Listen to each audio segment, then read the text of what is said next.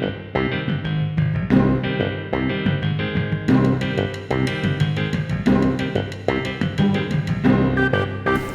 everybody, howdy, hey, what's up? Whoa, Mike here. Time to talk about the shapes of molecules, which by the way have a very big impact on their behavior. So the way a molecule has its atoms laid out in space determines a lot about it. So we'll get to some of that later. But first, here's the theory of what causes the shape of a molecule in 2 or 3 dimensions. It's called VSEPR, valence shell electron pair repulsion, and it's premised on the fact that atoms, while they are tethered to each other, also have surrounding atoms, or maybe they're not even atoms, they're bonded atoms or maybe electron pairs. Those are called domains, and we're going to pay attention to the central atom and the number of domains. But it's all negative stuff that repels each other. Now I want you to think about something that repels you or someone that repels you. And now what do you want to do? You want to get away from that thing. Okay, cool. So what's a domain? A domain, as we were talking about, it could be a bond. Now here's the tricky thing, folks. A single, double, triple bond, it all behaves like a blob of negative, all right? So they all act like a single domain. And we're going to look at the central atom and count the number of domains and talk about its shape. It can also be, like for example with the water molecule, it could be a lone pair of electrons, which is a filled p orbital. So what we've got going on is that counts, like in this particular thing, the atom A here I've written, this would actually have 4 domains. You'd have a bond here, electron pair there, another electron pair there, and a bond. That would actually act like 4 domains. Now one little caveat that we'll talk about later, lone pairs are a more concentrated source of negativity, and so they repel more than bonds, which are much more spread out. So let's go through the number of domains and talk about the shape. And I'll show you with my little model kit what each one looks like.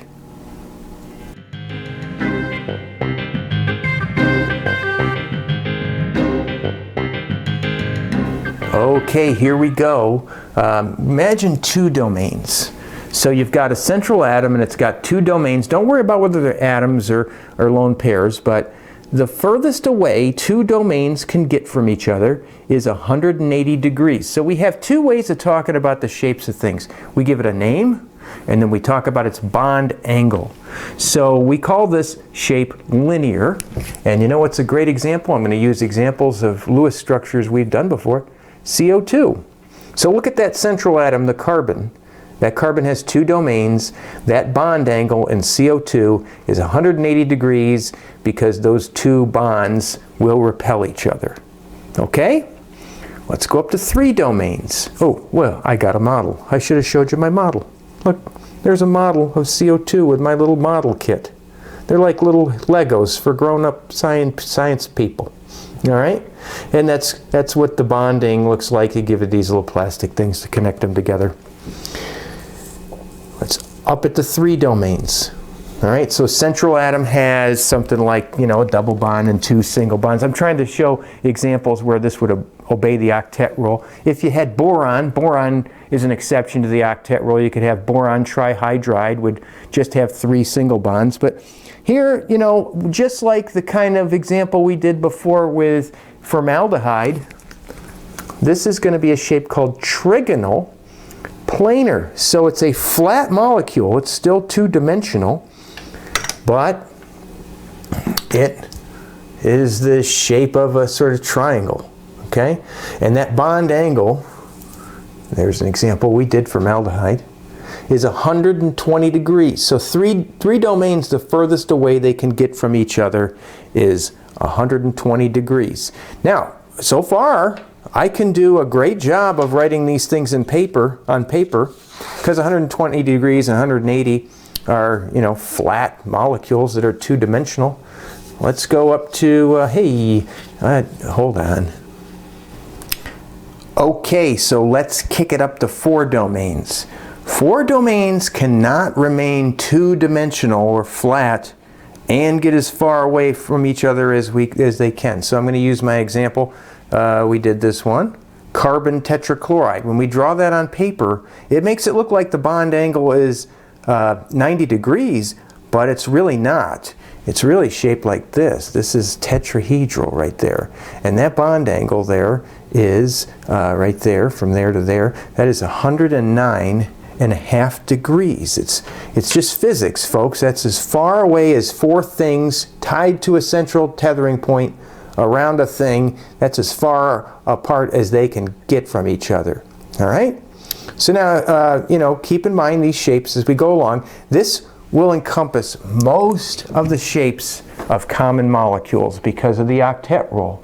Because 5 domains, we're getting up to where we're now exceeding the octet rule. And so the next 2 shapes aren't really as important as the first 3 we talked about. But let's go into them anyway. 5 domains, that's called trigonal pyramidal. So the reason that is, and by the way, when you start doing this stuff, you draw little arrows sort of coming out at you, means it's coming out of the paper, and a little dotted line means it's going into the paper. All right? And so a good example would be PCl5. That's a real molecule that can actually occur. And so what we're going to do is show you my little model here. I dechlorinated. Dang. Okay. So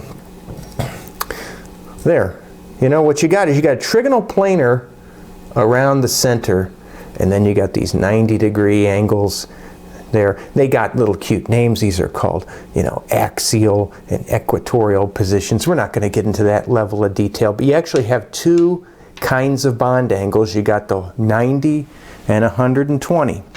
Okay, just one more to go, and then we can talk about real-life examples. Finally, what if we had 6 domains around a central atom? All of the bond angles would be 90 degrees. This has a name called octahedral. And my students always ask me, why isn't it called hexahedral? And I'm like, you know, I don't know. It's because if you connected the dots, it makes kind of a cubic shape, and it's called an octahedron. But here's an example of octahedral. All right? Now, we have a whole bunch of different shapes that can be stemmed off. It can kind of Now we have a whole bunch of shapes that can kind of branch off of these basic shapes for 2 to 6 domains. So you guys are experts in Lewis structures. Let's do an example where we give you a Lewis structure and then we say, what is the shape of that molecule?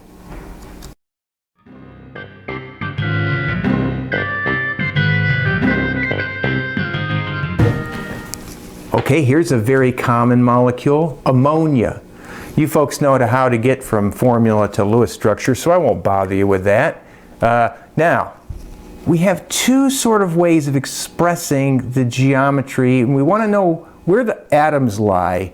But where the atoms lie is determined by how many domains there are. So what we first have to do is start with the total number of domains. So I'm going to count everything that's a domain. By the way, sometimes they call these things electron pair geometry. I don't like that. It sounds like, you know, it's got to be a pair. But remember, a domain can be a double or triple bond. So I like the word domain better. Besides, it sounds kind of like, you know, like sounds like my domain, you know, like some sort of Harry Potter sort of. Sorry. So anyhow, what we got here is we've got 4 domains. And as we've gone through before, that is a shape called tetrahedral.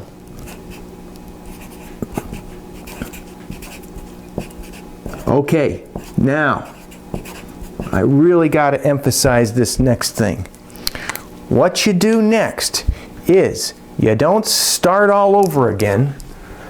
You factor in what are the domains which are only atoms.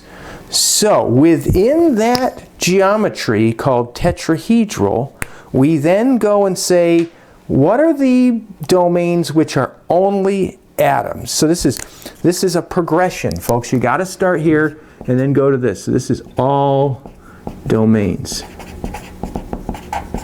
All right? This is atoms only, and I'm going to go ahead and be a little verbose and say within the electron domain geometry. So you're not just starting all over again and then just saying, hey, it's got 3 domains. Nope, it's got 4 domains, of which 3 are bonded atoms. So here we go. This is my tetrahedral. Except what we're going to do is we are going to, knowing that it's still there, we're going to say that's an electron pair right there. And you get a different shape. And that shape of those 3 atoms that are attached to the central atom has a name. It's called Trigonal Pyramidal. So it's like a 3-sided pyramid. Sometimes they just call it pyramidal, but there's 2 kinds of pyramidal actually. So anyhow, so that is the shape. If I were to draw this on paper, or try to draw it, it's actually shaped like a 3-sided pyramid. Here's the nitrogen, little arrow coming out at you. There's the hydrogen, hydrogen going into the paper. Now, interesting thing, folks. You'd say, oh, 109.5, right? Nope. Here's what happens.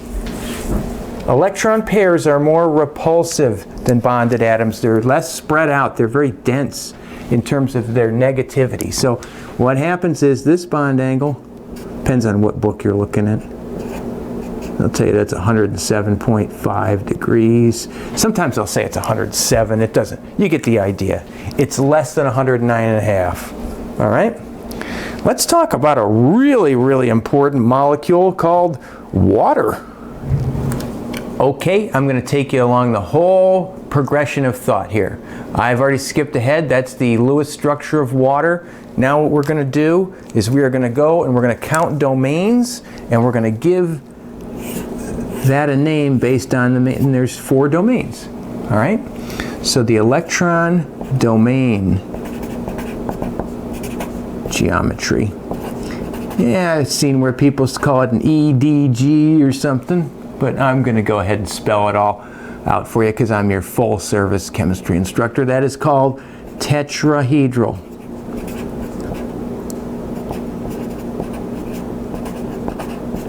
Okay, now, so what we got going on is 4 domains, and within those 4 domains, only 2 of them are bonded atoms. So I'm going to go and pluck this off. All right, I'm going to pluck that off,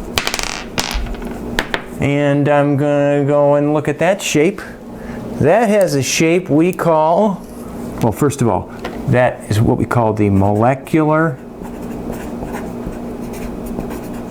geometry. All right, and that would be called bent. So if you drew a water molecule, yeah, something like that, you know, lone pair of electrons going into the paper, all right, and that bond angle gets squeezed down even more because this is being squeezed by 2 electron pairs. Let's make the electron pairs visible there, as you can see. So that is like a 105-degree bond angle.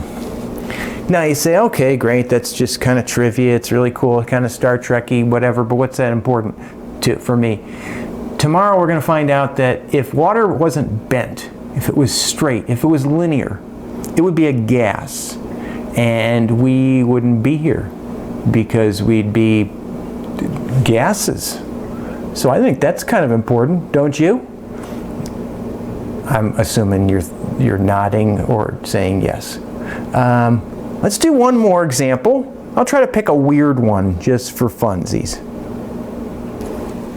Okay, this is going to be a weird one because it's an exception to the octet rule. So I'm going to go along with you. This is my expectation. You should be able to go from this to Lewis structure. So sulfur goes in the middle and it contributes 6 valence electrons.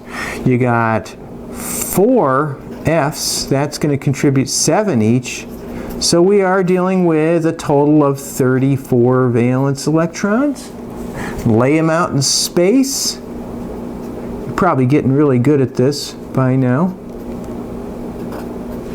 And I got to make a minimum of 4 bonds, take away 8 electrons. That is 26 electrons, of which I can place 24 around each fluorine. Okay, leaving behind 2 extra. Where did the extra go? Central atom.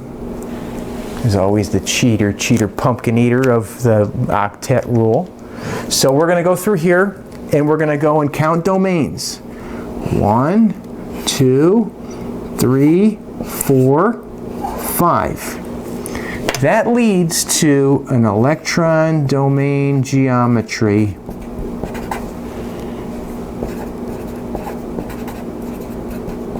as we talked about before, called Trigonal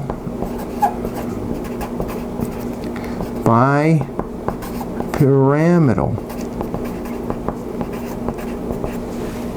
All right, we want to know where the atoms lie, the molecular geometry. This is always the punchline of it. We need to know where the atoms are. So I'm going to get out my model. You might have a chart, something like that. I'm going to get out my model, and what you got is this. Now, this is a little bit beyond the scope of the course, but I can tell you right now that if you were going to be an electron pair, you'd want to go where it was going to be furthest away from everything. So that 120-degree angle makes it so that the electron pair goes there, and you get this shape called seesaw. Why do they call it a seesaw? Well, you folks, remember back to your child. Well, okay, let's write that down. Seesaw. I think it's 2 words. All right?